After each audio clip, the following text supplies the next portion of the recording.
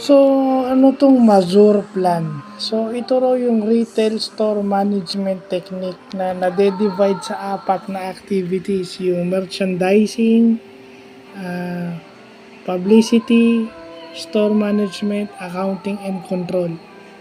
So, ito ay na-develop ni Paul Mazur noong 1927. So, karamihan siguro ng mga kilalang retail store, karamihan dito, 'di ba? Marami dito sa atin sa Pilipinas ang ang into retail. So, siguro isa tong Mazur Plan sa sinusunod nila. Yung merchandising, publicity, store management, accounting, and control. So, yun yung technique yun yung pag gumamit ka ng Mazur Plan, doon sa apat na yun, doon ka nagko-concentrate.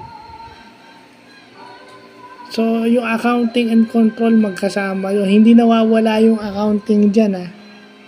So, importante pag nagtitindahan ka, accounting and ibig sabihin ng control, yung inventory. Yung control, sa tingin ko, dun, control inventory yan. It is synonymous with the inventory. Okay?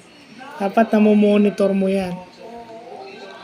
So, yan, yung store management, manage ng tao yan, yung kung paano, yung marketing o yung paano nakikilala yung store mo, ano yung i-merchandise mo o yung ititinda o yung i-display. Yun ang merchandising.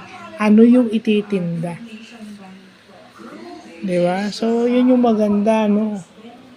Siguro, yung mga nasa business, yung graduate ng BA, and alam na siguro tong Mazur Plan.